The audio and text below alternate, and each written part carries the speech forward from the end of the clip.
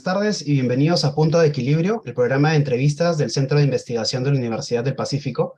Esta tarde nos acompaña José Luis Bonifaz, con quien conversaremos sobre el Plan Nacional de Infraestructura Sostenible para la Competitividad 2022-2025, publicado en el Diario Oficial a fines de octubre. Para que conozcan un poco más sobre José Luis, él es investigador del Centro de Investigación de la Universidad del Pacífico en temas de regulación y competencia de los servicios públicos, concesiones de infraestructura y logística de transporte. Es ingeniero civil por la Pontificia Universidad Católica del Perú y Master of Arts por Georgetown University. Cuenta con más de 20 años de experiencia profesional en labores de docencia, investigación y consultoría, tanto a nivel nacional como internacional. Es un gusto, José Luis, tenerte aquí. Bienvenido y gracias por aceptar esta entrevista. Gracias, Juan José. Muy bien, como comentaba en la introducción, el día de hoy vamos a conversar sobre el nuevo Plan de Infraestructura Nacional. En línea de esto, Proinversión plantea adjudicar 3.000 millones de dólares en proyectos en el 2023, más o menos. Algunos expertos en gestión pública recomiendan como una modalidad, un camino para, por un lado, hacer más eficientes los proyectos y por otro lado, combatir temas de corrupción. Por ejemplo, trabajar estos proyectos grandes que van a ayudar a cubrir la brecha de infraestructura y competitividad en el país a través de proyectos PMO. ¿Cuál es tu opinión y tu perspectiva? Si se tiene claro bajo qué modalidades saldrían estos proyectos o cómo lo ves tú, José Luis. Ah, Muy bien. Efectivamente, a fines de octubre se ha publicado el nuevo plan de infraestructura, eh, que contiene pues una serie de proyectos que son importantes para cubrir la brecha de infraestructura, ¿no? Estos 72 proyectos que contiene el nuevo plan, tiene 26 de ellos, se van a hacer mediante una APP y es probable que los maneje Proinversión. Pero tiene 37 proyectos que se van a hacer mediante obra pública, que son directamente manejados por los gobiernos nacionales o por los gobiernos regionales. Uh-huh. Y ahí tu pregunta es interesante porque Proinversión en este momento maneja una cartera importante de proyectos, pero no son los proyectos que necesariamente están en el plan de infraestructura. Correcto. Y esa es una crítica importante, ¿no? Yo creo que una primera cosa que hay que decir es que la cartera de Proinversión debe conversar con el plan de infraestructura recientemente publicado, porque Proinversión es la encargada de gestionar las APPs en el Perú. Uh-huh. Respecto de tu pregunta sobre los PMOs, que son los Project Management Office, eso se puede implementar en una APP, en una modalidad gobierno a gobierno, dentro del ministerio, dentro de Proinversión, porque al final la idea de un PMO es manejar eficientemente el proyecto a la hora de su construcción y su puesta en obra, ¿no? Entonces, esta modalidad o digamos esta facilidad que brinda el PMO, ¿no? Está contemplado ya en el reglamento de la ley de APPs y se van a instalar dentro de los ministerios para que haya una suerte de conversación fluida entre Proinversión y los ministerios para que las APPs puedan realizarse con mayor prontitud. Este PMO funcionó con mucho éxito en los Juegos Panamericanos. Uh-huh. De alguna manera también ha tenido bastante éxito en la autoridad Reconstrucción con Cambios. Bueno, lo que se busca ahora es implantarlo en otros ámbitos como Proinversión o los ministerios.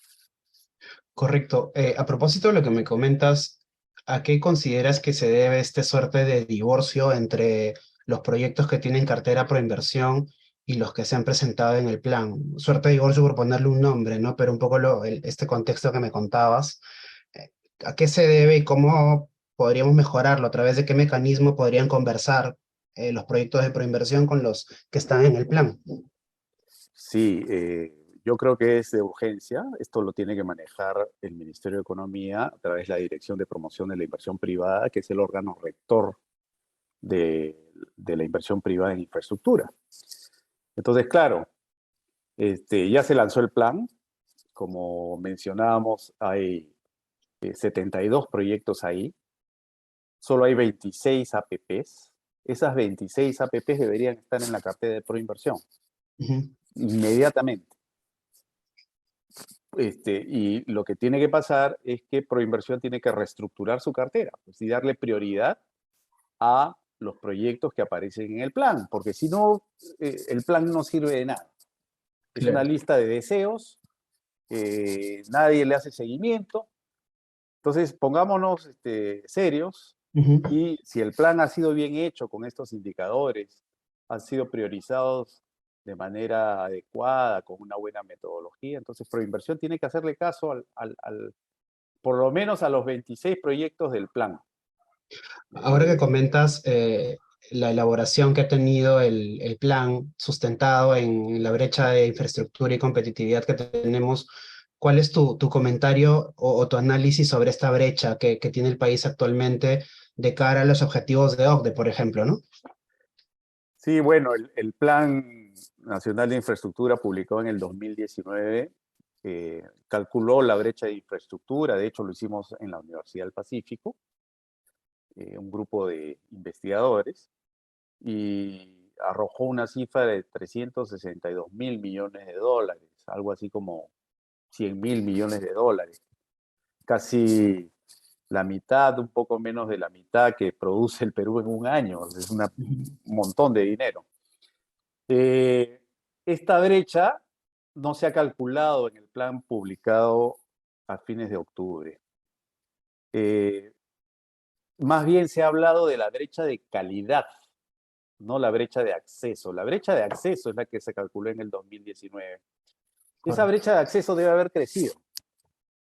Y debe haber crecido por la sencilla razón de que al día, a julio del 2022, el Plan Nacional de Infraestructura publicado en el 2019 tiene un avance de 22.5%. O sea, no se ha avanzado ni la cuarta parte.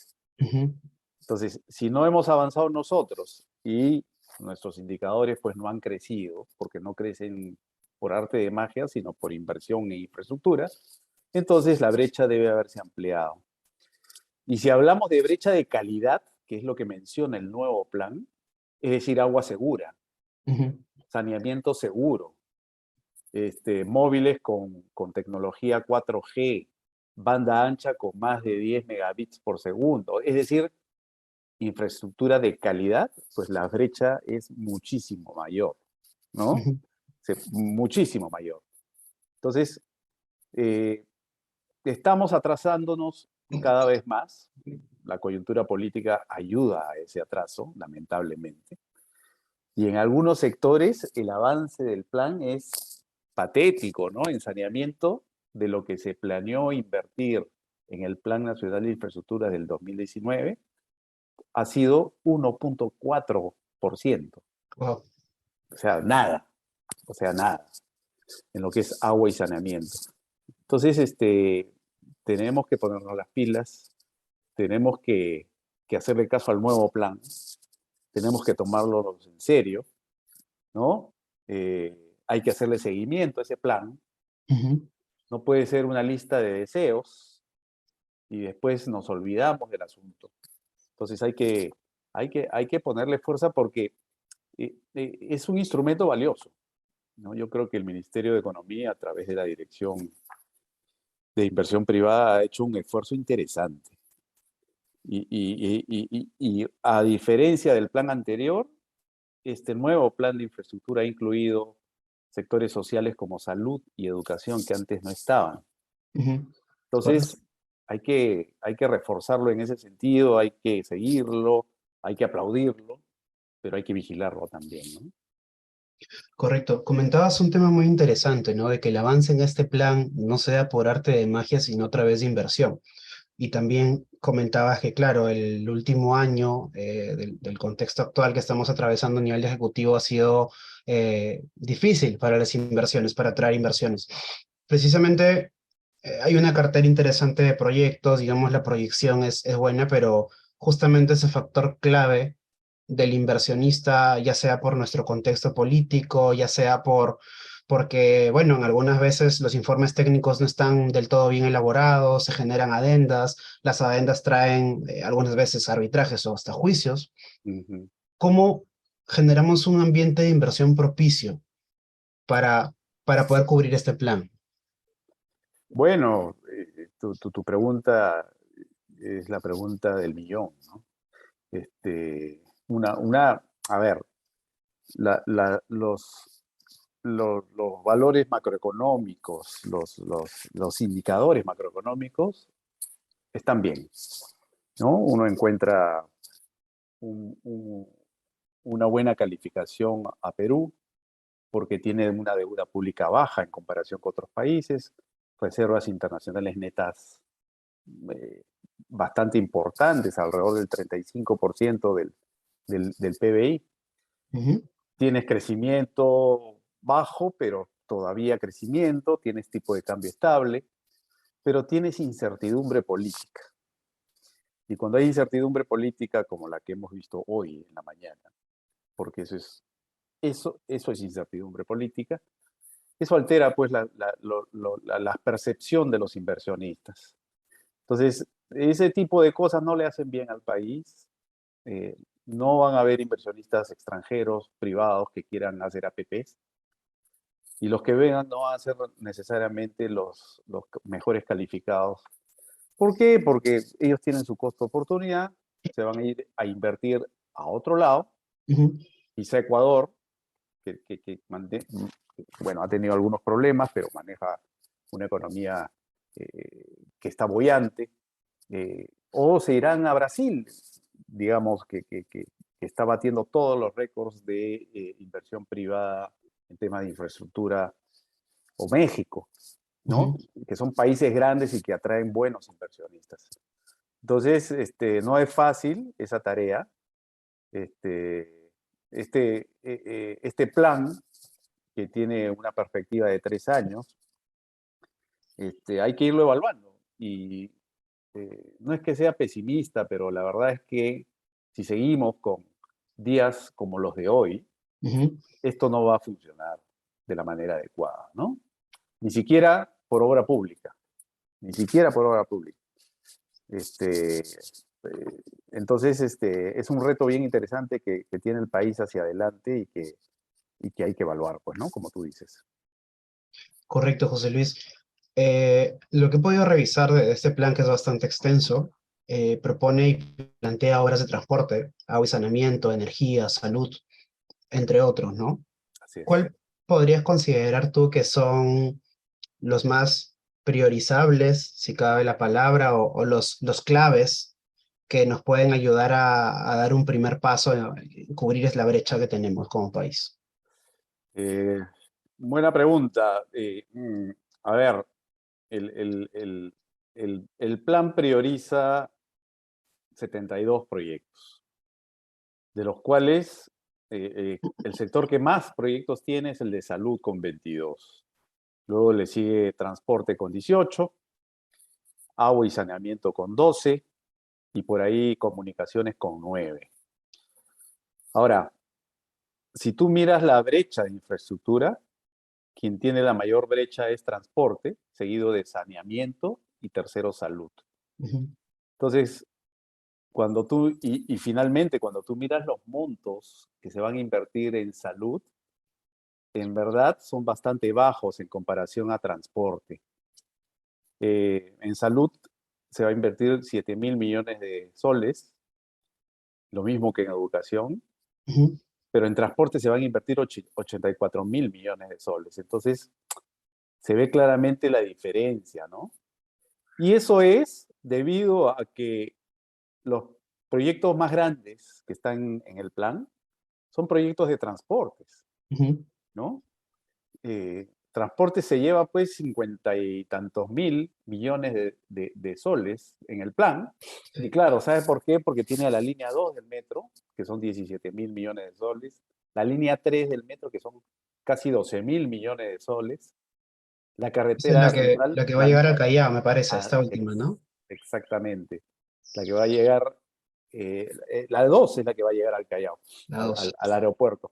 Ujú. La nueva carretera central, tan demandada, se lleva 23.000 millones de soles en el plan. El anillo vial periférico, 6.700, y así los proyectos de transporte son los más grandes, Pero, que se José Luis, llevan. una pregunta. Sí. Ahora que hablas de carretera central y de líneas de metro, ¿este plan ha contado con la participación o de alguna manera, vamos, están entrando nuevas autoridades municipales y regionales con sus proyectos, sus ideas? Creía que por un tema de timing ya no entraron estos proyectos ahí, ¿no? No, no entraron, no entraron, no entraron definitivamente. Y de hecho, en el plan ves pocos proyectos que tengan, que sean locales o regionales. Ves más proyectos de tipo nacional, Ujú. ¿no? Entonces, quizá esa sea una deficiencia del plan, y será seguramente porque estos proyectos locales son más chicos, ¿no? Ujú. Y, y no tienen la importancia como para cerrar brechas. Correcto. Claro, Pero no, bueno, no mueve el dedo, la verdad. un proyecto como el anillo vial periférico, pues sería súper potente para una ciudad como Lima, ¿no? O sea, está en carpeta de proinversión hace, no sé si 20 años. Ujú. Implica 7.000 millones de soles de inversión, pero aliviaría mucho el tráfico, sobre todo del aeropuerto. Y como su nombre indica, es un anillo vial alrededor de la ciudad que haría que los viajes sean muy cortos.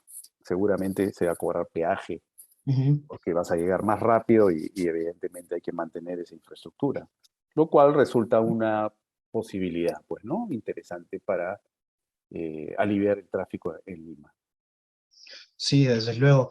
A propósito de esta gran bajada de la inversión que plantean los proyectos de transporte y los de salud también, noté que estaban un poco rezagados los proyectos de saneamiento, pero me pareció curioso que tenían una nota al pie que los proyectos de saneamiento también incluían temas de medio ambiente. Te lo pregunto porque hace poco conversábamos en el marco de Agenda 2022 que si hablamos de residuos sólidos, gestión de residuos sólidos, no hay en el Perú un botadero de residuos sólidos verdaderamente eficiente y que mantenga la gestión del metano, todos esos procesos que debe tener. No existe en el país, ¿no? Me pareció curioso. Eh, Quería consultarte desde tu perspectiva por qué este tipo de proyectos tienen tan baja cantidad de proyectos, valga la redundancia, y no tienen una participación mayor, considerando que el medio ambiente también es un tema clave de cara a los objetivos de OCDE y a los objetivos de sostenibilidad de ONU, ¿no? Efectivamente, los proyectos de gestión integral de residuos sólidos, por ejemplo, están incluidos en el sector saneamiento. Eh, y de hecho, eh, hay proyectos que estuvieron en el plan anterior que ahora no han sido recogidos en el nuevo plan. Por ejemplo, hay un proyecto que era la gestión integral de residuos sólidos en Puno, Juliaca y las ciudades de la provincia de Coronel Portillo, que era por 95 millones de soles. Ujú. No ha sido recogido en el nuevo plan para que tengas una idea, porque probablemente eh, no se alcanzaron las características mínimas para ser priorizados según los nuevos indicadores, ¿no? Pero yo creo que ese es un error, ¿no? Lo mismo ha pasado en TUM para proyectos de eh, gestión integral de residuos sólidos en Tumbes y en Sechura, Ujú. no ha sido presentado por el sector. Entonces, proyectos integrales que evidentemente cubren lo que tú dices para el tema del botadero y todo eso, efectivamente pues no han alcanzado o no están en el plan eh, en su verdadera dimensión, ¿no? Y ese es un problema, ¿no? Ujú. Entiendo que probablemente pues no han sido elaborados de acuerdo a lo que quieren los indicadores y por eso no están. Y considero como tú que es un error importante, Sobre todo porque este plan es un plan de infraestructura sostenible. Correcto. Y deberían estar, ¿no? Correcto, sí. Y ya un poco, José Luis, llegando al final de la entrevista, como última pregunta, consultarte de cara al 2023, en el marco de la implementación del plan, ¿qué tocaría? ¿La elaboración de expedientes técnicos? ¿Tocaría salir a buscar inversionistas? ¿Cuál es el siguiente paso de cara a este plan? Tocaría todo lo que tú dices. Tocaría, primero, conformar esta Comisión Nacional para el Desarrollo de Infraestructura para que le haga seguimiento a los proyectos. Ujú, Deberían estar formados por expertos independientes. Segundo, tratar de que Proinversión converse con el plan de infraestructura. Tercero, hacer que los ministerios pongan dentro de sus prioridades lo que dice el plan. ujú. En aquellos casos donde hay obra pública, los proyectos están a cargo de los ministerios. Tienen que ponerle la puntería a esos proyectos. Por supuesto, hay que hacer roadshow. Yo creo que Proinversión haría bien en incluir estas 26 APPs que están en el plan, meterlos dentro de su cartera y difundirlos y tratar de venderlos fuera del país. Y por otro lado, pues, tratar de decir que mientras sigamos con la Constitución del 93 y con las reglas claras de contratos ley, Ujú. tratar de decir pues que la incertidumbre política puede molestar, pero lo importante es que las inversiones se van a respetar y los contratos se van a respetar, ¿no? Correcto. Sin embargo, el éxito de este plan está vinculado a la incertidumbre política y a las declaraciones que dicen que se van a revisar contratos, que es un discurso recurrente del Poder Ejecutivo y eso nos hace daño, pues, ¿no? Como país. Correcto. Entonces, de alguna manera cerramos este espacio, José Luis, con una frase de Vallejo, ¿no? Hay hermanos mucho por hacer. Muchísimo por hacer. Está bien, agradecerte mucho por tu tiempo, José Luis, por este espacio que nos has regalado para poder conversar sobre el plan de infraestructura para la competitividad 2022-2025 y esperamos tenerte pronto aquí. Muchas gracias, Juan José. Un abrazo y nos vemos pronto. Saludos, gracias.